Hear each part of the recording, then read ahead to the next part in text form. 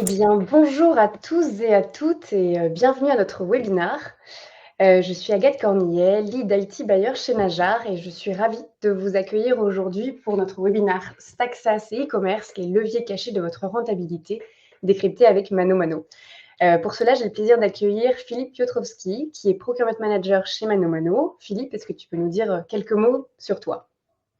Salut Agathe et merci de m'avoir invité pour discuter justement de ces problématiques SaaS dans le monde du e-commerce.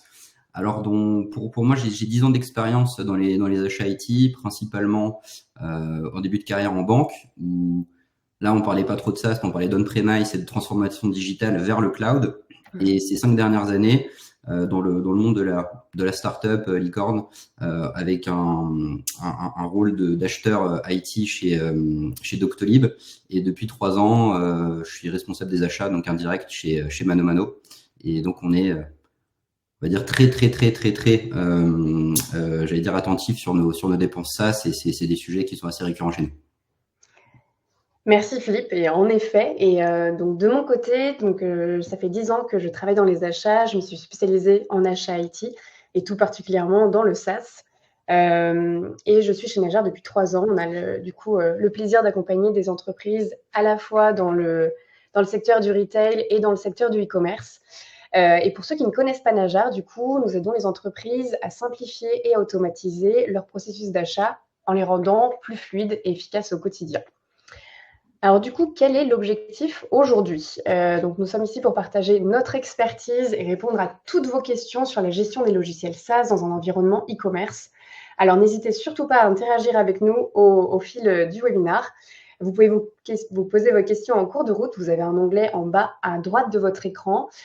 Donc ces questions, elles sont privées, c'est-à-dire que les autres participants ne les verront pas et on en sélectionnera quelques-unes à la fin de la session pour y répondre. Et donc Philippe, pour préparer ce webinaire, tu m'as partagé ton expérience en tant que responsable achat du coup chez Mano Mano dans divers secteurs auparavant, mais désormais dans l'e-commerce.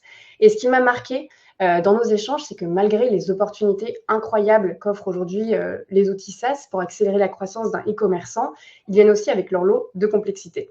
Et en discutant avec toi, 3 grandes thématiques principalement sont revenues à plusieurs reprises et elles représentent, je pense, les plus grands défis, mais aussi les plus grandes opportunités de ton métier.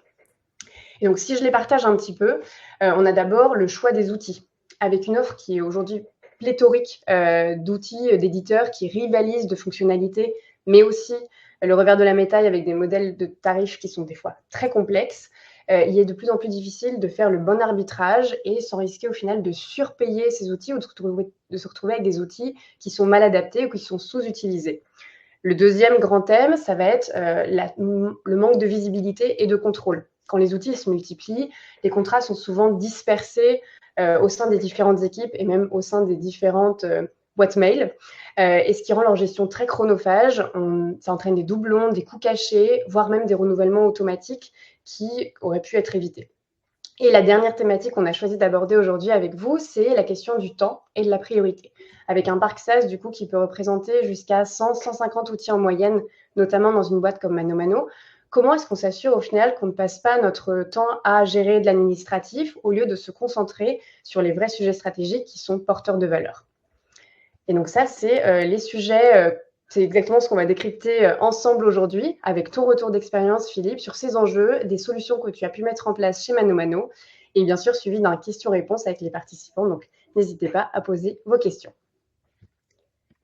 Alors, Philippe, aujourd'hui, en tant que, donc on l'a dit, procurement manager chez Mano Mano, tu es en première ligne pour observer comment les entreprises e-commerce, elles construisent et gèrent leur stack SaaS. Comment aujourd'hui, concrètement, sélectionner les bons outils? C'est une question ultra large, mais on sait que l'offre est immense avec des centaines d'éditeurs qui proposent des solutions aux fonctionnalités qui sont parfois très, très similaires, avec des modèles de prix opaques et des différences qui ne sautent pas toujours aux yeux.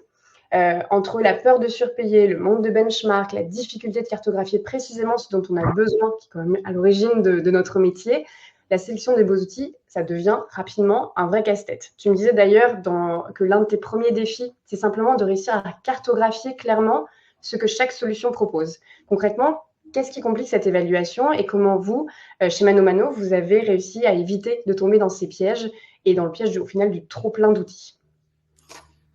Alors nous chez Mano Mano, on est tombé dans le piège en fait. Moi quand je suis arrivé en 2022, c'était mi-2022, je me suis rapidement aperçu qu'on avait plus de 200 outils SaaS, pour un ratio d'à peu près 1000 employés à ce moment-là. Ça m'a sauté aux yeux comme étant une des poches de dépenses qui me semblait être assez incontrôlée. Je dirais que plus généralement, que ce soit chez les e-commerçants ou dans les digital natives, il y a eu un moment, un emballement d'achat, on va dire, dans le SaaS, parce qu'il y avait des contraintes de time to market assez importantes, et donc il y avait, j'allais dire l'offre en face. Il y avait beaucoup d'éditeurs qui proposaient des solutions très spécifiques, et donc les stacks se sont construites un peu sur un mode best of breed. Et donc c'était un constat que je partageais chez Mano, mais que mes camarades, on va dire, dans les autres sociétés partageaient aussi. Et donc ça, c'était ce constat. Comment j'ai pris le sujet. Premièrement, je suis rentré dans la base comptable, j'ai regardé les dépenses, j'ai regardé les fournisseurs, je me suis rapidement aperçu qu'il n'y avait pas spécialement de contrat. Donc le premier challenge, c'était effectivement de mapper les éditeurs, regarder quel montant ça représentait en face, et de là commencer à construire une forme de première roadmap pour pouvoir, j'allais dire, savoir de qui a besoin de quelle feature, parce que pour moi c'est ça la clé, c'est le besoin. C'est pas tant l'outil en lui-même, mais c'est plutôt à quel besoin il répond. Donc ça, c'était pour moi le premier et le plus gros challenge, c'était construire une base, pouvoir mapper les features et commencer en fait cet exercice de benchmark. Ok, très clair. Et tu parlais en effet un peu de cette course à l'outil. C'est vrai nous, on l'a vécu chez pas mal de nos clients qui, dans une période de forte croissance, en fait, commencent un peu à décentraliser les achats et à permettre à chacune des équipes de s'outiller de la façon dont ils ont besoin à l'instant T. Et la problématique, au bout d'un moment, c'est qu'on accumule en fait énormément d'outils et en fait qu'on se rend compte que les besoins de l'entreprise, elles changent, que l'entreprise, elle mature également et qu'en fait, on se retrouve avec, tu parlais de best of breed, donc vraiment des outils qui sont ultra spécifiques, mais au final, en fait, avec des outils une pléthore d'outils dans chaque département, et ce qui rend en fait la gestion de tu me parles de 200 outils, c'est absolument énorme. On ne peut pas gérer aujourd'hui 200 outils. Non, clairement, c'est très difficile, surtout quand on n'est pas outillé. Et je me retrouve dans ce que tu dis, c'est-à-dire que finalement, il y a énormément d'outils, mais le différenciant entre ces différents, ça fait beaucoup de différence, mais entre ces outils, c'est souvent 5 à 10%. C'est là où appuie le pitch, on va dire, du sales. Et donc, en fait, je pense que c'est pour ça que je disais qu'il faut partir du besoin et pas du pitch, pour se poser, en fait, les questions de quoi on a besoin à l'instant T, et de prévoir ce dont on aura besoin en fait aussi dans 1 an, dans 2 ans, quelle est la trajectoire de la société. Et donc tout ça, c'est des questions qu'il faut se poser dès l'achat. Donc nous, en fait, en tant que procurement manager, moi je suis arrivé pour essayer justement de rationaliser, de se reposer ces questions-là. Et donc j'ai vraiment essayé d'insister auprès de mes interlocuteurs sur le fait de se poser ces bonnes questions avant même de souscrire des abonnements qui des fois en fait passe par Spendesk et qu'on ne voit pas. Enfin bref, il y a beaucoup de travers au SaaS.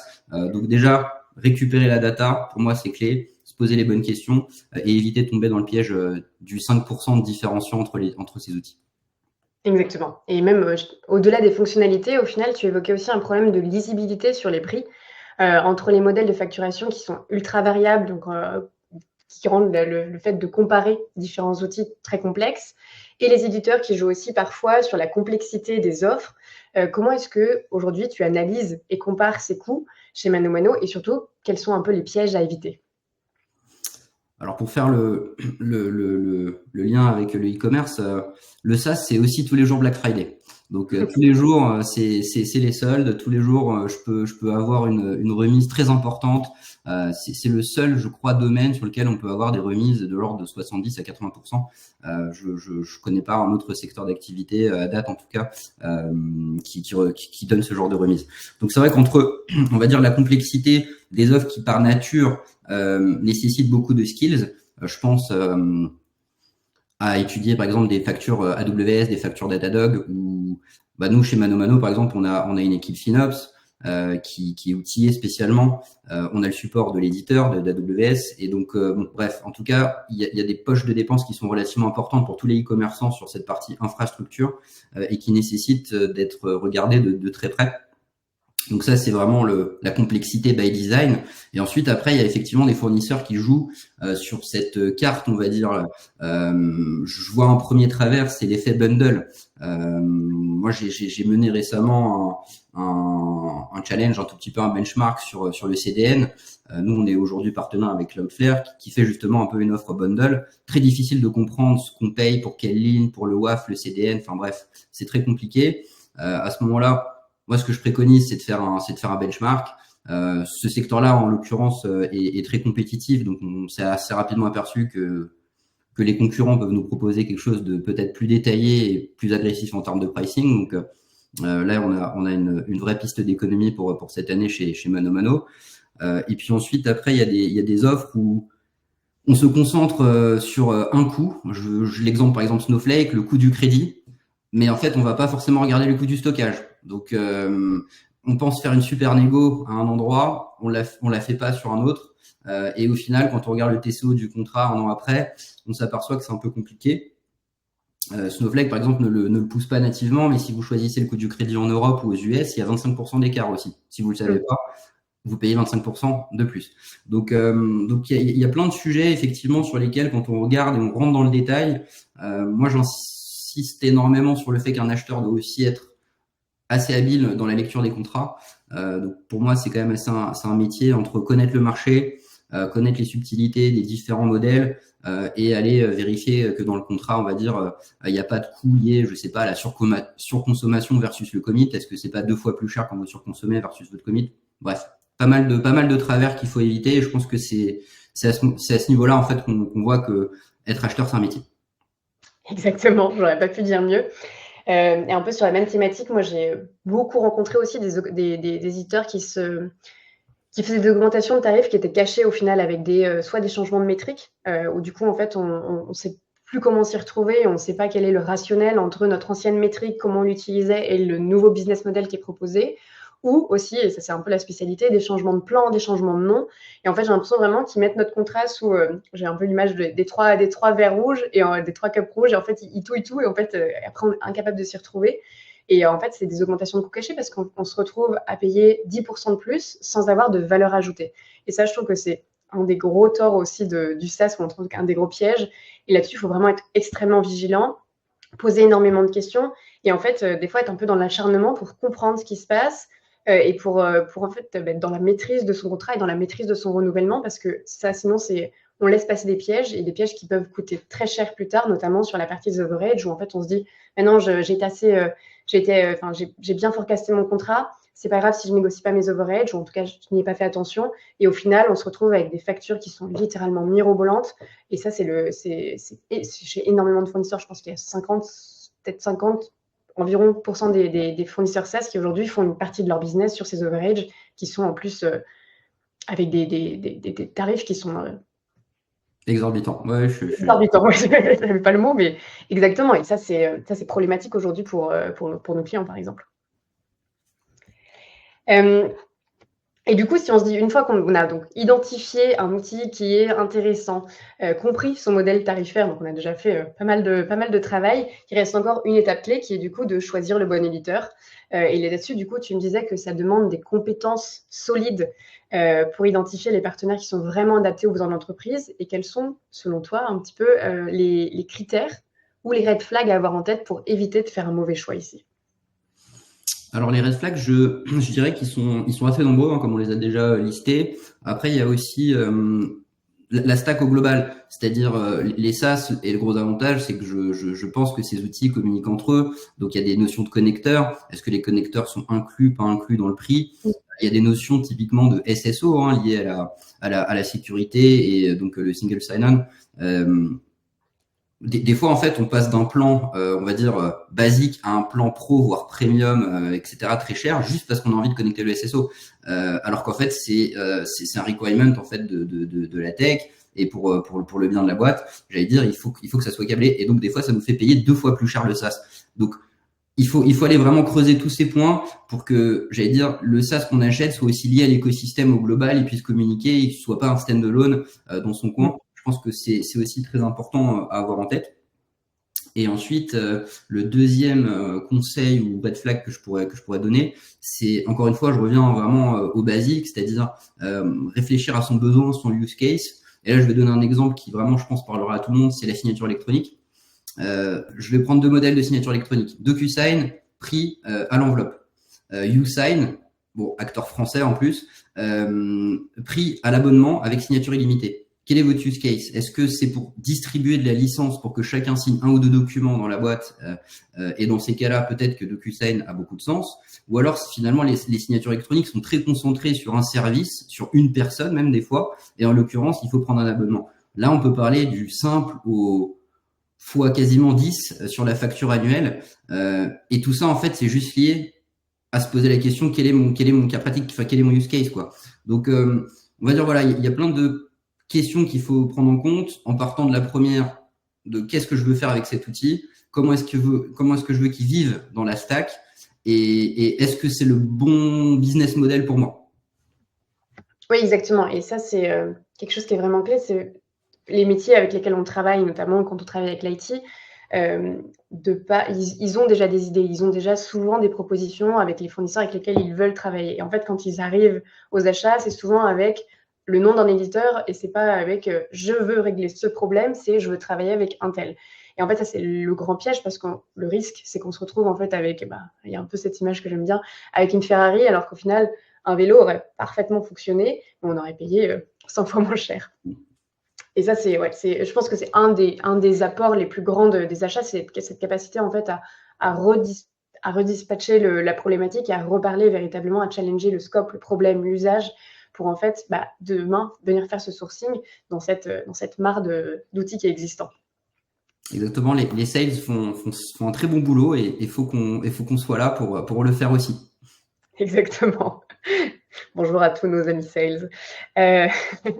Et aussi, moi, j'ai un conseil que je pourrais ajouter là-dessus, c'est de ne pas hésiter, enfin, de ne pas se précipiter quand on vient acheter notamment un nouvel outil et de vraiment aller chercher du retour d'expérience. Parce que, encore une fois, entre le discours commercial qui nous est servi et la réalité opérationnelle d'un outil, des fois, il y a des gaps qui sont dangereux pour une entreprise quand on vient investir sur des contrats d'1 an, 3 ans, avec des phases d'intégration de 6 mois, des fois plus, qu'on vient mobiliser des équipes, qu'on vient faire de la conduite de changement en interne, si en fait on s'est trompé d'outil parce qu'on a cru peut-être un petit peu trop aveuglément ce qui nous était vendu, sans avoir fait de POC, sans avoir fait de période de test, sans avoir construit son contrat de façon à ce qu'on ait des portes de sortie et aller vraiment chercher auprès de pairs, eux, leur retour d'expérience. Ça peut représenter des risques vraiment concrets pour l'entreprise. Ça, c'est, je pense, aujourd'hui aussi un des meilleurs conseils qu'on peut donner, c'est de prendre le temps de faire cette recherche. Donc ouais, donc tout ce que tu me décris au final, ça montre bien à quel point choisir un outil SaaS, c'est un vrai défi. Entre, du coup, on en parlait, les offres opaques, les modèles tarifaires qui sont complexes de nature et c'est profondément lié au SaaS et le risque, au final, de tout ça, de surpayer parce qu'on ne connaît pas véritablement quel est le bon tarif. Entre, tu parlais de discount de 70-90%, j'en ai déjà vu des 90-95%. En fait, c'est compliqué de s'y retrouver, de savoir au final quand est-ce qu'on a une bonne offre entre les mains. Parce qu'entre un éditeur qui ne pourra pas aller véritablement au-delà de 15%, et en fait, à 15%, on a une magnifique offre, et quelqu'un d'autre qui, quand il nous a déjà donné 50%, en a encore énormément sous la pédale. C'est tout le jeu du SaaS, c'est qu'on est un petit peu... on négocie de la marge au final, majoritairement de la marge. Et en fait, ici, le risque, c'est de se retrouver soit avec un mauvais choix, soit avec un outil qui n'est pas adapté en termes de tarifs. Et là, nous, ce qu'on nous propose du coup chez Najar, c'est d'aider nos clients à y voir clair en benchmarkant constamment et en identifiant les outils qui sont réellement adaptés à leurs besoins. On les accompagne aussi sur la négociation en s'appuyant sur notre expertise et notre connaissance des prix pratiqués pour sécuriser les meilleures conditions. Du coup, l'objectif au final, avec cette approche-là, c'est de faire le bon choix technologique sans perdre de temps ni mobiliser trop de ressources en interne. Si on parle peut-être du deuxième sujet, qui est, moi je trouve particulièrement intéressant aussi, c'est au final comment est-ce qu'on vient garder le contrôle de son écosystème SaaS. Avec le temps, et ça tu me le disais, les entreprises, elles accumulent des outils, surtout dans ces grandes phases de progression et de croissance quand toutes les équipes viennent se stacker. Et souvent, elles achètent de manière décentralisée par les différentes équipes. Et le résultat, au final, c'est qu'on a des contrats qui vont être dispersés, du shadow IT également, des achats sauvages aussi, et des abonnements qui se renouvellent un peu solo, sans être optimisés, et parfois même, ça mène à des doublons. Tout ça, c'est de l'argent perdu, bien entendu, et un manque de visibilité qui empêche d'agir efficacement, notamment au niveau des achats. Et du coup, dans tout ça, toi, tu me disais qu'un des premiers constats quand tu es arrivé chez ManoMano, c'est que les contrats SaaS, ils étaient un peu éparpillés partout. Tu avais des abonnements qui étaient gérés par différentes équipes, et concrètement, ça posait quel problème au quotidien, et comment est-ce que tu as pu faire pour reprendre la main sur cette situation? Effectivement, du fait en fait de l'organisation par budget, je pense que c'est des organisations qui sont assez fréquentes. Chacun avait la capacité d'acheter des outils. Et donc les contrats n'étaient pas centralisés à un endroit. Et donc la première difficulté, c'est de savoir aujourd'hui, donc j'arrive, quelles sont les prochaines échéances importantes, quels sont les contrats que je dois renouveler, etc., etc. Donc au-delà de la complexité dont on parlait, de l'opacité, on peut rajouter encore une petite couche sur le fait qu'il y a certains contrats qui sont tacitement reconductibles avec une dénonciation de 30 jours, 60 jours, 90 jours, accusé de réception, mail, enfin bref, c'est quand même plutôt compliqué de savoir quand est-ce que je dois faire quoi. En plus de ça, si j'ai pas le contrat, forcément, c'est encore un peu plus compliqué. Donc aujourd'hui, il y avait totalement une perte de contrôle en fait sur les échéances.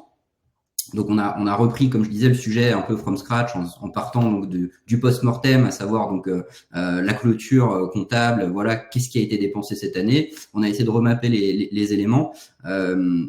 Ça engendrait aussi un vrai sujet sur la perte de contrôle sur les budgets, parce qu'aujourd'hui donc il y a des clauses qui revalorisent assez mécaniquement les prix. Donc si on rate l'échéance, des fois, ça se trouve, on n'avait plus besoin de cet outil, donc déjà, ça sert à rien. Et en plus de ça se trouve, ça va nous coûter plus cher. Donc, j'avais un peu le sentiment de se dire, si on remettait pas ce sujet-là au cœur du jeu, on chauffe une maison, mais on laisse les fenêtres ouvertes. C'est un peu l'image que ça me donnait. Donc, c'était vraiment le premier sujet sur lequel j'ai travaillé chez ManoMano. C'était justement cette carto des échéances et des contrats. On parle relativement peu dans le domaine de la startup, mais il y a aussi des risques. Qui dit ça se dit données personnelles clients, donc enjeux réputationnels. C'est des choses en fait qui étaient totalement laissées un peu laissées pour compte, avec j'allais dire un DPO chez nous qui n'avait pas forcément aussi toute cette carto des contrats, donc il était sur les gros deals. Là encore une fois, ceux qui sont visibles. Et donc le SaaS, on sait bien qu'il y a des abonnements qui coûtent entre 5 et 10 000 qui sont pas forcément mis en haut de la pile. Et donc c'est de cela dont il s'agissait, qui nous ont posé problème et qu'on a réussi à mettre sous contrôle. Najar là-dessus m'a vraiment aidé sur le fait de pouvoir en fait connecter justement via le SSO dont on parlait, et via NetSuite remonter les informations financières. Donc j'avais une vision user, j'avais une vision financière, j'avais une vision éditeur. Donc ça m'a permis d'accélérer énormément sur cette on va dire prise et cette transition qu'il fallait mener chez ManoMano. Et tu mets le point sur quelque chose de très important.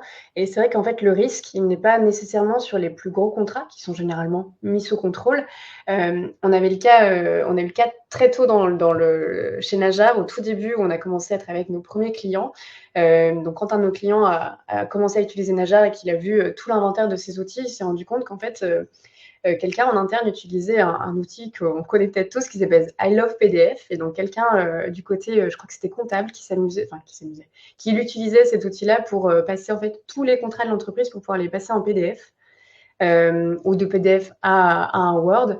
Et donc, en fait, qui donnait un outil qui était gratuit, donc qui n'était absolument pas sous contrôle ni de l'IT, ni de la finance, qui n'existait nulle part, sauf sur le desktop de cette personne, qui faisait transvaser énormément d'informations confidentielles via cet outil-là. Et en fait, voilà, c'est des outils freemium qui, du coup, passent entièrement sous les radars, qui, des fois, peuvent représenter des risques conséquents pour une entreprise, parce qu'en fait, on ne sait pas où partent les données, et des données qui, des fois, sont très critique. Généralement, quand c'est gratuit, c'est vous le produit. Exactement, c'est vrai. Et tu le disais, c'est aussi, donc il y a un impact financier, mais il y a aussi une perte, un risque business.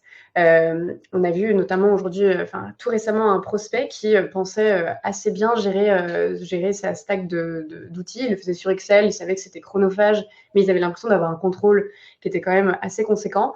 Et en fait, ils ont loupé le renouvellement d'un outil qui était embedded directement dans leur produit, dont ils n'étaient pas satisfaits.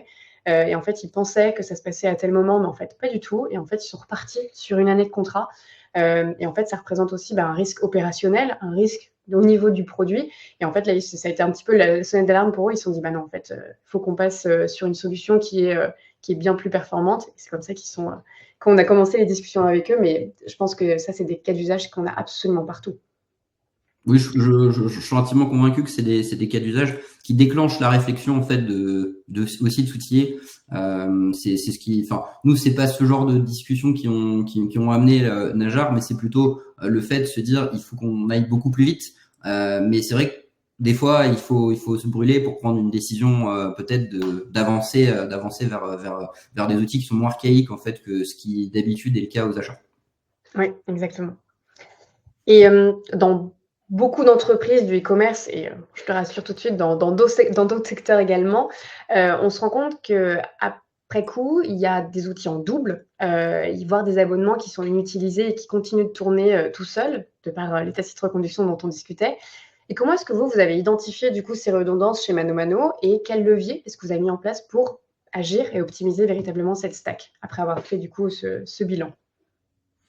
Alors moi, j'ai une intime conviction, c'est que le meilleur achat, quand on se pose la question, c'est celui qu'on fait pas. Donc tout de suite, quand on me dit tiens, il me faut cet outil-là, un peu comme tu disais, c'est parce que certainement il y a un super cycle de vente et donc voilà, la personne en face est emballée par l'outil. Je m'amène quand même à me dire écoute, on a plus de 200 outils, donc à un moment j'avais quand même un stock si tu veux. Donc quand quelqu'un voulait quelque chose, je me disais attends, vu ce que j'ai en stock, t'as forcément quelque chose qui va te plaire. Donc, on soumettait un peu des idées.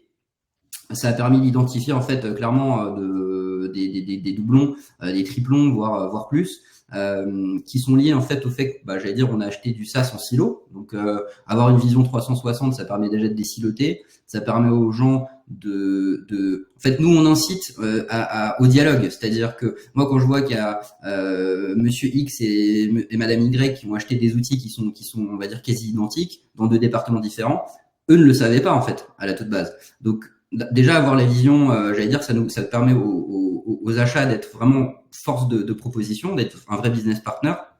Donc pour moi, c'est vraiment l'identification de ces sujets qui ont permis de diminuer. Aujourd'hui, on est plutôt à 150 SaaS.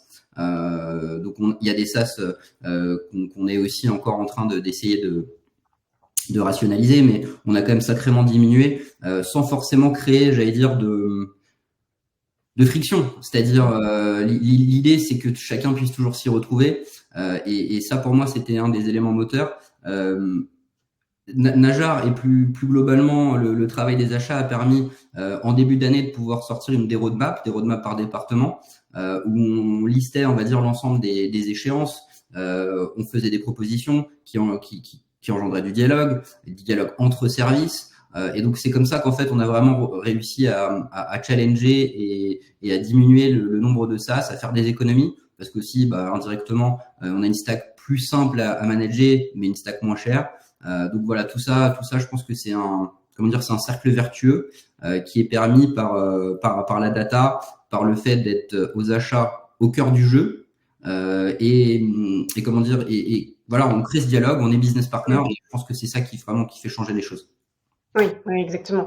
Et là-dessus, ton retour, ça montre bien que les contrats SaaS sont éparpillés. En fait, on perd vite de la visibilité et du contrôle. On a du coup toutes les problématiques dont on a parlé. Et là-dessus, tu disais du coup que Najar avait pu t'aider grâce à l'inventaire, grâce à cette visibilité sur les outils. Et en fait, moi, je pense qu'un des gros avantages et un des gros enjeux ici, c'est en fait de passer d'une gestion qui est un peu subie à une gestion qui va être proactive et du coup de passer sur cette valeur d'achat de business partner où en fait on vient vraiment vers les métiers avec des informations, parce qu'on a accès à ces informations et en fait l'acheteur peut vraiment arriver auprès des métiers et proposer des choses, être déjà dans de la proactivité plutôt qu'être dans le mode pompier où là notre valeur ajoutée finale elle est très limitée quand on arrive en cours de sujet. Je vais vous faire un scoop, mais on a failli perdre plusieurs dizaines de cas euros parce qu'en fait on a raté des échéances de contrats, les personnes justement ne les avaient pas donc au moment de la construction de toute la démarche achat. En fait voilà, on n'avait pas résilié le contrat, ou alors le contrat c'était donc le coût a été rattrapé, c'est pour ça que je le dis aujourd'hui avec le sourire. On a réussi à rattraper le coût aux achats, mais ça nous a demandé encore 2 fois plus d'énergie, dégager de l'énergie là où en fait bah forcément, il n'y avait pas besoin d'être. En fait, on aura juste dû le résilier. Donc voilà, ça c'est un premier exemple des fois de pertes qui peuvent être assez importantes. Et le deuxième cas, c'est aussi de renouveler des contrats en fait qui sont surdimensionnés. Parce qu'en fait aujourd'hui on n'en a plus besoin. Est-ce qu'on a fait le prix sur le nombre de users? Est-ce qu'on a toujours besoin autant de je sais pas de crédit, de volume, bref, de toutes ces métriques là? La vérité c'est que si on se pose pas les questions au bon moment, bah c'est trop tard, le contrat se renouvelle et puis on repart pour un an. Et ce qu'on a négocié à l'époque où on a pensé bien négocier, ça se retrouve à être super cher. Bien sûr, entièrement d'accord là-dessus. Et je pense que tu vois, outre l'outillage, il y a aussi un vrai questionnement et un vrai enjeu dans nos métiers sur où est-ce qu'on concentre en fait son temps et son énergie, où est l'essentiel en fait de notre métier. Et quand on voit qu'il y a énormément si on se concentre sur l'IT, énormément de SaaS à gérer, tu as beaucoup d'équipes dans le e-commerce, en plus, qui sont d'équipes achats qui sont sous-staffées, et qu'en fait, comment est-ce qu'on est amené à gérer cette complexité et à gérer ces challenges fournisseurs, optimisation des coûts également, quand en fait on est dans ces contextes-là? Comment est-ce qu'en fait toi, tu as réussi à gérer ces aspects chronophages de notre métier pour aller dégager plus de valeur et te concentrer sur des aspects plus stratégiques? C'est pour moi vraiment, si je peux donner un conseil aux acheteurs peut-être juniors ou aux personnes qui veulent un peu monter en compétence aux achats, c'est le timing. Si on a donc l'info, on peut prévoir les choses. Si on prévoit les choses, on est toujours en capacité de pouvoir faire beaucoup plus que si on court après le wagon constamment. Parce qu'en fait, je vais prendre un exemple sur je sais pas, un sujet CRM, un sujet assez complexe. Aujourd'hui, même si on a un contrat avec un préavis de 3 mois et qu'on souhaite changer d'outil, c'est pas en 3 mois qu'on change d'outil, c'est en 9 mois voire un an. Donc il faut avoir la vision sur les contrats, il faut avoir les discussions avec les opérationnels et il faut être toujours dans le bon timing. Pour la négo déjà, parce qu'en fait un fournisseur qui sait que tu arrives au moment où tu es déjà loqué dans l'outil, faut vraiment être un magicien dans ces cas-là, mais c'est relativement compliqué. Donc avoir le bon timing, c'est clé. Et c'est surtout, ça évite de s'user à toujours courir après le wagon, comme tu disais. L'idée, c'est de prévoir ses tasks. Moi, je fais surtout des roadmaps annuels avec vraiment des focus par quarter, et on anime ça de quarter en quarter. On sait ce qu'on doit faire. Il y a toujours des surprises. C'est la beauté aussi de notre métier. Mais par contre, aujourd'hui, un opérationnel où on doit loguer des contrats en signature, on doit courir après les dates de renewal, on doit courir après les budgets qui sont plutôt à la baisse qu'à la hausse. C'est impossible si on n'est pas outillé et qu'on n'a pas une visibilité qui nous permette de nous organiser. C'est vraiment l'organisation et la prévenance qui, pour moi, sont les maîtres mots pour pouvoir abattre beaucoup de boulot.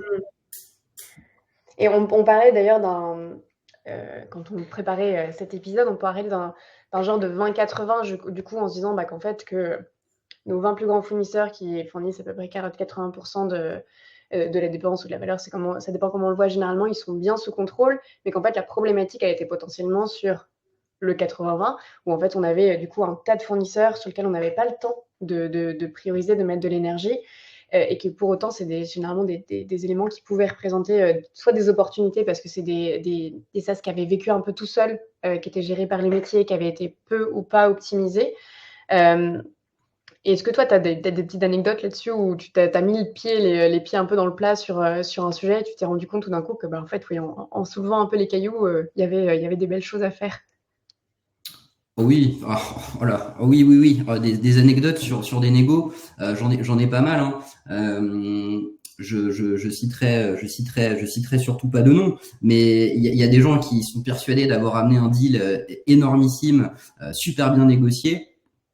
Je pense à des outils collaboratifs essentiellement, où il y a quand même une mine de savings en quick win à faire, avec des doublons. Hein, déjà, nous on utilisait typiquement Zoom, on utilisait Meet, on avait plein d'outils qui se chevauchaient. Donc très rapidement, on peut générer 10, 15, 20, 24 savings.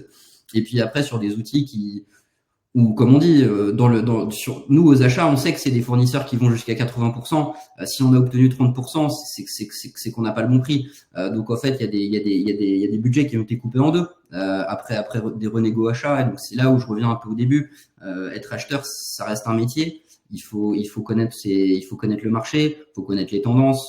Il y a beaucoup je pense que l'IA a amené énormément aussi de sa part de nouveaux éditeurs, mais ça part aussi d'énormément de bullshit. Enfin, soyons directs là-dessus. Il y a énormément de fournisseurs qui vont aujourd'hui vous vendre le fait de révolutionner, alors qu'en fait, il y a des algorithmes qui tournent depuis très longtemps, qui font la même chose. Donc, entre le vrai, le faux, le bon prix et celui qui est totalement, j'allais dire, maquillé, il y a eu des grosses économies. Je vais pas citer d'éditeurs parce que voilà, c'est peut-être pas l'objectif, mais en tout cas, voilà, outils collaboratifs. Principalement, voilà, il y a eu des quick wins qui ont été faits. Il y a eu des doublons on est en train de travailler, donc comme je disais, sur la partie CDN où on a un potentiel de savings assez important. On est en train de réfléchir à notre stack CRM avec la capacité aussi de faire à peu près, je pense, une 25% de savings au global.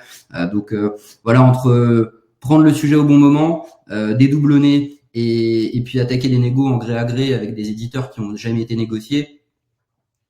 Voilà, sur 200 outils ou 100 outils, plus ou moins, il y a beaucoup de choses à faire, quoi. Et il y a beaucoup de biens à trouver.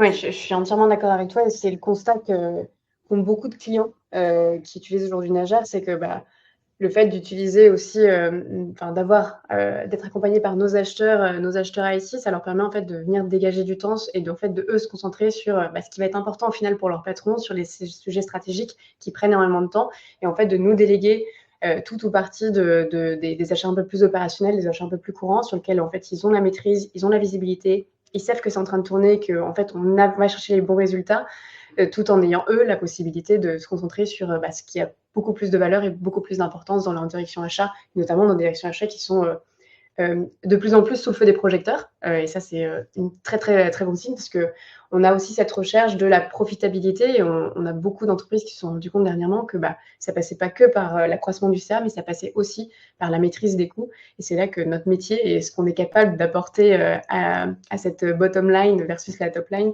ça nous permet en fait de venir apporter une grosse valeur au métier, de leur décharger, d'apporter notre expertise, notre expérience et du coup de solutionner des problèmes qui en fait sont un peu sous les yeux de tout le monde, mais qui sont complexes des fois à aller chercher.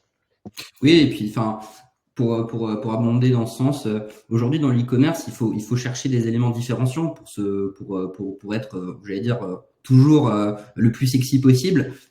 Et ça passe par effectivement du partnership management, je dirais, avec un peu nos top fournisseurs qui, je pense, en tout cas chez Mano sont très concentrés. Je pense que c'est à peu près le cas partout. Et eux aussi peuvent délivrer beaucoup d'innovation. Ils peuvent aller aussi voir ce qui se passe sur le marché là où nous on n'est pas et nous apporter beaucoup de choses. Donc c'est vrai que ça a beaucoup plus de valeur pour un acheteur aujourd'hui au lieu de courir après le wagon, d'essayer de construire de la valeur avec les gros partenaires, quoi. Je suis totalement d'accord. Eh ben, on arrive déjà à la fin un petit peu de notre temps imparti. C'est passé très vite. Merci beaucoup, Philippe, pour ton retour d'expérience, pour ces pistes de réflexion et ces bonnes idées. Ce qui ressort clairement du coup de notre échange, c'est que les outils SaaS aujourd'hui sont indispensables à la performance des e-commerçants, mais qui peuvent aussi devenir un frein quand ils sont pas bien maîtrisés. Et on l'a vu ensemble, donc faire les bons choix technologiques, garder le contrôle de sa stack SaaS au fil du temps, et libérer du temps pour ces sujets stratégiques, c'est essentiel pour garantir la rentabilité et la compétitivité des entreprises. Tu le disais juste maintenant. Et c'est justement là qu'un partenaire comme Najar a pu t'aider sur certains de ces éléments-là. Je pense qu'on a le temps de prendre quelques questions. Je vois que certaines ont été posées. Je ne sais pas si Philippe, tu avais peut-être un petit élément complémentaire à ajouter avant qu'on passe aux questions. Non, c'est vrai que, enfin, ce que tu disais, c'est que notre métier aujourd'hui est mis sous le feu des projecteurs.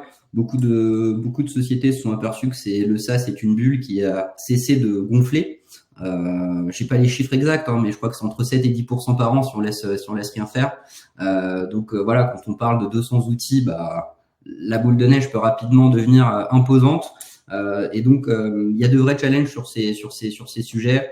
Donc voilà, c'est vrai que c'est chez nous comme ailleurs sur vraiment l'actualité, quoi. Okay. Alors, je vois qu'on a des questions qui ont été posées, donc merci beaucoup. N'hésitez pas, c'est dans l'onglet questions si vous en avez, ou juste des messages à nous faire passer. La première que je vois, donc comment minimiser les risques liés à la dépendance aux fournisseurs SaaS, notamment en cas d'arrêt de service ou d'évolution tarifaire brutale. Je sais qu'on en a vécu pas mal l'année dernière. Il y en a d'autres qui se préparent là pour cette année, notamment de grands éditeurs qui vont faire mal. Donc, je ne sais pas si tu as un petit tips à nous donner là-dessus. C'est ce qu'on s'était dit, hein, faut toujours avoir un plan B. Donc même si tout se passe bien, avoir un plan B, c'est pas forcément péjoratif, c'est pas forcément avoir de la défiance vis-à-vis de son partenaire, mais c'est juste pouvoir anticiper. Donc pour moi, il y a effectivement cette partie monitoring des deadlines. Enfin, c'est parce que c'est contractuel et que voilà, tout tourne autour de ça.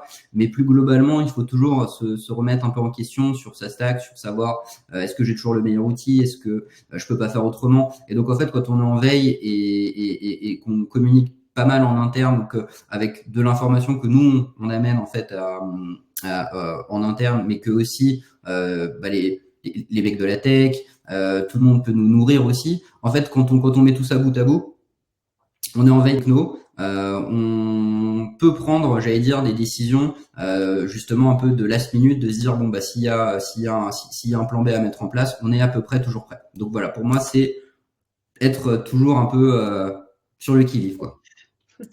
Ouais, en abondant un peu dans ton sens, c'est le pire qui puisse arriver, c'est de se faire en fait piéger, de se faire piéger dans une reconduction tacite, dans une période de reconduction où en fait, c'est là qu'on vient nous annoncer des mauvaises nouvelles ou qu'on vient nous forcer la main sur certains éléments qui au final sont pas du tout à l'avantage du business.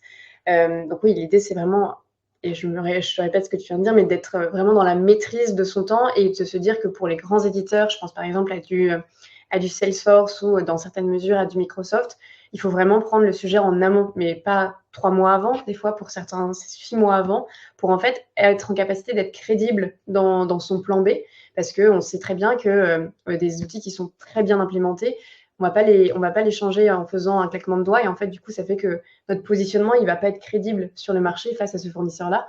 Donc, c'est important de prendre du temps en amont, d'être dans la maîtrise, d'être dans la connaissance, et en fait, de savoir à quelle sauce on va être mangé.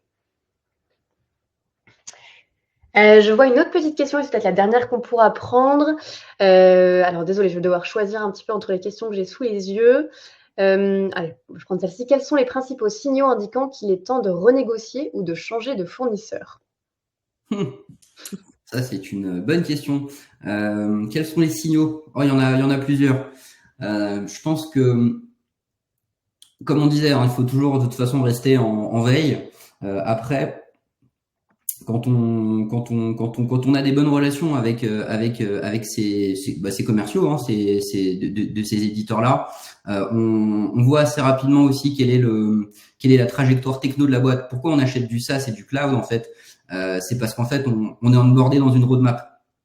On est onboardé dans une roadmap. On a nous des contraintes, mais on a aussi envie de rêver avec eux sur avoir des nouvelles features, sur pouvoir proposer autre chose, que ce soit en interne, à nos clients, etc. Donc pour moi, un des signaux déjà qui est assez important, c'est de se dire, ce fournisseur-là n'amène plus l'innovation. Il n'amène rien de nouveau. Peut-être que des fois, ça pose pas de problème, mais la majorité du temps, ça veut dire que chez lui, ça se passe pas forcément toujours très bien. C'est-à-dire que le curseur n'est pas mis sur la R&D, le curseur n'est pas mis pour délivrer de la valeur, le curseur est mis sur la RR. Et ça, deuxième signal, on va dire sur lequel il faut tiquer, c'est si tous les ans ou tous les 2 ans le fournisseur revient avec des offres plus 10, plus 20, où les discussions sont difficiles, toujours uniquement orienté pricing, et on a plutôt un commercial qui revient une fois tous les 2 ans plutôt qu'un CSM qui est plutôt assez proactif. On voit qu'on est plutôt vache à lait que partenaire. Donc pour moi, voilà, il y a vraiment 2 signaux. C'est est-ce que ce fournisseur continue à nous apporter toujours de l'innovation, de la valeur, et 2, quelle est un peu la relation qu'il a avec nous. Est-ce que c'est plutôt de l'order form et du DocuSign et puis on passe à la prochaine, ou alors il y a vraiment un accompagnement, une volonté de nous comprendre, d'essayer d'apporter de la valeur autre que seulement pécuniaire. Et à ça, je rajouterais qu'il y a, pour moi, il y a un aspect qui est des fois un petit peu complexe à appréhender, c'est d'avoir une approche assez humble en fait par rapport à la taille de son entreprise et la taille de ses fournisseurs. C'est-à-dire que des fois, il faut vraiment être dans un échange et dans une recherche d'équilibre.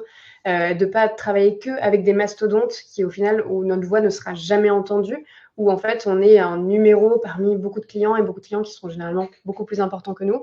Et donc, c'est aussi important pour des fournisseurs qui vont être stratégiques, dans lesquels on va chercher de l'innovation, dans lesquels on va chercher de l'écoute et de la réaction, de travailler avec des partenaires qui, au final, vont être pour lesquels, en tout cas, on sera de gros clients. Et ça, je pense que c'est aussi très important parce que, comme tu disais, on cherche de l'innovation, on cherche de la R&D, on cherche en fait toujours à apporter de la valeur. Et pour moi, et pour faire un petit peu le lien avec ce que tu disais, il y a vraiment cette recherche de ROI, c'est-à-dire qu'il peut y avoir des augmentations de tarifs, on est sur un marché inflationniste, donc ça se répercute partout. Par contre, il faut vraiment se poser la question de la valeur que j'avais hier versus la valeur que j'avais aujourd'hui, est-ce qu'elle est en train d'augmenter, est-ce qu'elle est en train de stagner ou de diminuer? Et en fonction de ça, en fait, il faut se poser, en effet, les bonnes questions et savoir s'il est temps de quitter le contrat, d'aller chercher la concurrence ou tout simplement, peut-être des fois, de faire l'in-house. Le benchmark est toujours utile. En tout cas, qu'on est bien avec son éditeur ou pas, je pense que le benchmark est toujours utile. Exactement. Et bah, c'était la dernière question. Un grand merci à tous d'avoir assisté à ce webinaire aujourd'hui. Ce fut un plaisir de partager ces insights et de répondre à vos questions. Vous recevrez du coup le replay du webinaire sous 48 heures. Si vous avez encore des questions pour Philippe ou pour moi-même, n'hésitez pas à nous contacter sur LinkedIn. Vous pouvez d'ailleurs suivre la page LinkedIn de Najar pour connaître nos prochains événements. On fait d'ailleurs un événement à Lille avec les acteurs du e-commerce et du retail la première semaine de mars. Merci encore Philippe pour ton temps et pour tout ce que tu as pu nous partager aujourd'hui. C'était un véritable plaisir. Merci Agathe. À bientôt. Merci beaucoup Agathe. À bientôt.